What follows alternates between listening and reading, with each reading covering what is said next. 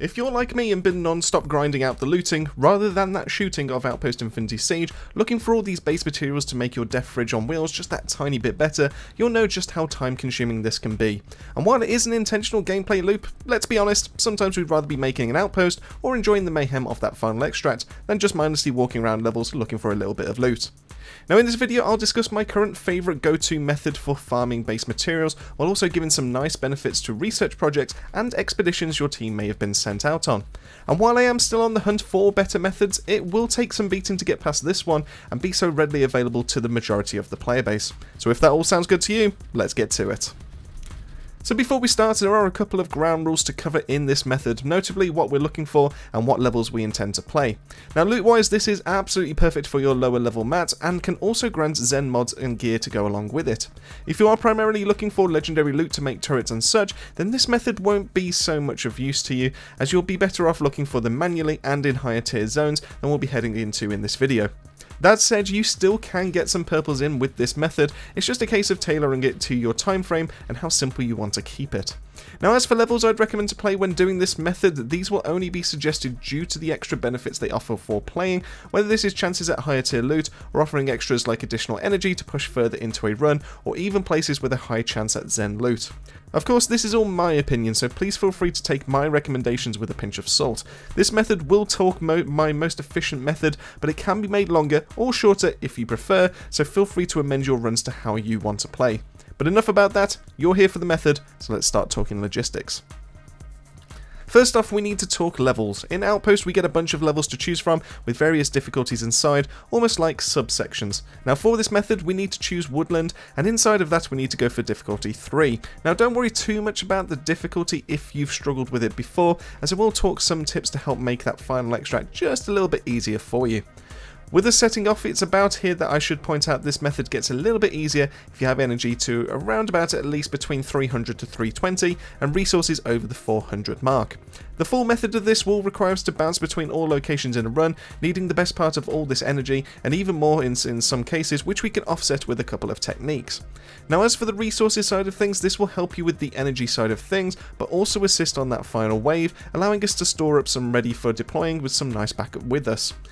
Anything outside of this is just extra, so if you have the CIWS unlocked and stationed, or if you have a death fridge ready to go and basically impenetrable, or if you're already confident with your gun setup, then you should be fine regardless, but if you work off the above energy and material requirements as a minimum, everything should be easier from there.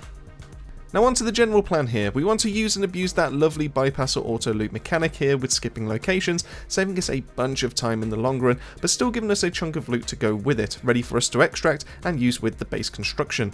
The key here is to be able to skip nodes we have no interest in, but to also help set us up for that extract, maintaining our energy and also giving us a bunch of loot in the process. There are 3 types of places we want to visit manually, and we can skip the rest. The first of the 3 is the very first location that you can choose, whichever one that may be, as this is a great spot for XEN modules and fun side objectives, with many offering free ways to be able to bump your energy back to full. The second are landmarks, but more specifically one landmark that's named Small Supermarket. The reason we want to be able to play this one is that it seemingly guarantees us a POI some have dubbed the Hell Cube, which is the POI with bots inside, but to access its treasures we need to have dropped in from the top and open some doors to look for keycards.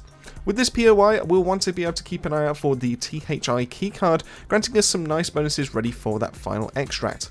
Now the last of the locations recommended to not skip is the railway station. Now this is a fairly easy to spot, it's a relatively cheap location to visit. Not only does it have some really nice loot on offer, especially in the XEN and Terminal class, but also offers a repair beam just in case you need to heal your base, in case you need that, and at least guarantees a battery to fill up 50 spent energy back into your base, perfect for longer tours and more materials. Of course, you can play and bypass as many levels as you want, but with how fast the first level and the railway levels can be completed, and with how useful the THI keycard is for the extract, it really does make the most sense to be able to play these out when you have the time. So just to show what an average run might look like, I'm going to be able to put a sped up version in the background and take out the levels that I did play, stopping at that final extract, just so you have an idea of what you can expect loot wise from doing this method. But now that we've reached the final extract, it's time to make this as easy as possible for ourselves. Due to modifiers we've picked up along the way and the loot given to us, as well as anything we've manually collected along the way in the missions we've personally dealt with, the chances are we'll be close to, if not fully maxing out on that 400 second holdout time to extract. This does mean that we'll have to deal with the mini-boss that drops in near the end, but that's just more turret parts for us, so there's no complaints from me for that. So it's time for strategy, which fortunately is fairly simple if you have the THI keycard that we mentioned earlier still kicking around. With this we can access the special stockroom holding a variety of weapons and ammo, making the upcoming fight a breeze. It also holds a large amount of artillery shells, which is perfect for taking with you back to your base, ready for when you have artillery cannons for your own to use with. The main items we will want to use in here though will be the surplus of ammo tins sitting on the shelves, but also found in the explosives boxes on top of each of the units, giving us plenty of ways to keep ourselves topped up as well as our turrets that will drop down. We'll also want to start ferrying the 2 miniguns that are found on the walls, and while you could be tempted by the cannons instead due to the majority of the fodder that's going to be coming our way being scorpions, there won't be much use for the larger firepower here, so you'll get much more mileage for your troubles with the faster firing minigun and helping your turrets take out the trash. With your remaining time, you'll want to be checking your resources and getting to 300 as fast as possible. Now, while you can get additional free turrets as rewards leading up to that extract, the fight is still manageable with just 2 MG turrets that you'll be getting as standard with a measly 600 resource. Placing these as far forward stops the flanks from being breached and the outpost becoming under fire from multiple directions all at once. The last tip that I have relates to the map itself, as it offers more loot than it suggests, with at least 2 POIs present at any one time. One that is on top of the hill right behind where the enemy first spawns and attacks from, and another that is down on the path on the right of the outpost, both offering additional loot for extra materials or even Zen boosters in some cases. If you're looking to squeeze as much out of a run as possible, then you'll want to visit these locations to grab some extra mats while you can. And that's about it hint and tip wise. It then just becomes the usual shoot until things stop moving type deal that you've been used to by now. Keep your turrets topped up, switch between the 2 miniguns on offer to save your ammo, and then just go to town with your favourite Zen weapon, making sure to keep the tanks off your turrets, then you're pretty much laughing. With a bit of practice and luck, the final exfil should be the longest part of this farm, meaning runs can be done within 10 to 15 minutes each, perfect for fast research projects, expedition farms for your other squad members, and just getting you some of that nice juicy loot to craft your base larger and larger.